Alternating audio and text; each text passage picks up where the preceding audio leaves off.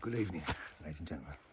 Thank you for the support. Now, I want to share my thoughts with you today. As I go over these walks, I like to think and really dive deep into our history and where I can see the future going. And what amazes me, the grounds that I walk on were once the saviour of Europe. People used to call our name out for help, and we didn't let no one down. Now, I can honestly say, in the next 20 years, I can see the European man having an upper whip hand over the great British person. Now, why is that? I want to talk about working hands. So, these working hands of my ancestors, taxes were used to help provide for the empire. Now, we colonised these countries, but we've done them so good because these countries were in turmoil. They had no infrastructure, no hygiene, no education, no policing. We done that. So our ancestors' hands helped build these countries and give them infrastructure, increase life expectancy, etc. Now it seems those countries today still benefit from our help, but it seems the money earned from these countries are used to attack our own culture, which I think evidently is wrong. Compared to where the taxes are going today, now when I look at a few things, I walk along the shops and I see more chicken shops than I do fruit and veg shops. I see more top line superstores and I see butchers. At what point did we stop producing and being Europe's leading manufacturer of food, of steel?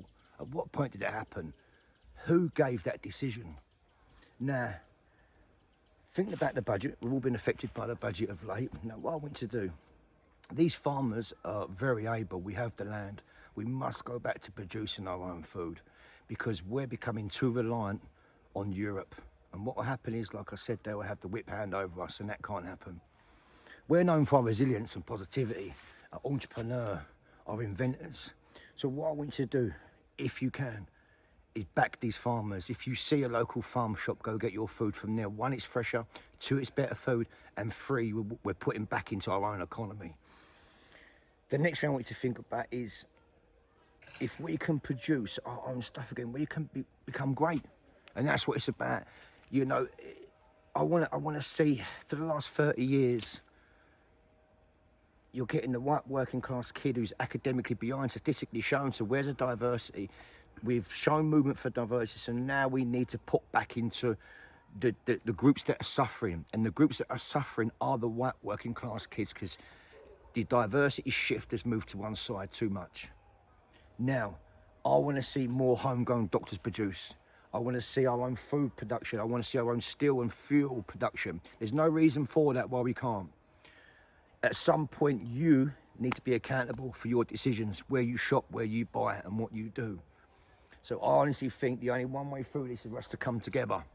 Now, at my next point, those who are asking why I didn't do a speech on Saturday, I've had certain messages. Dean, why didn't you do a speech? Dean, you should have done a speech. As if I don't have the integrity or enthusiasm to do a speech. Because when I speak, people listen, on ears that want to listen. And those ears that will listen will pass the message on. Ladies and gentlemen, I have nothing in common with YouTubers, self-promoters. They do their job. They do their job. But when I'm on the front line and look over my shoulder in the face of adversity and intensity, I don't see them faces. So I find it hard to respect those donning the stage, calling you lions and running you up. So take from that message what you will. But something I will take while continuing my walk is how we can put this back together again. Farmers, you've got my support. When I think about it, integrity and honesty are one's actions.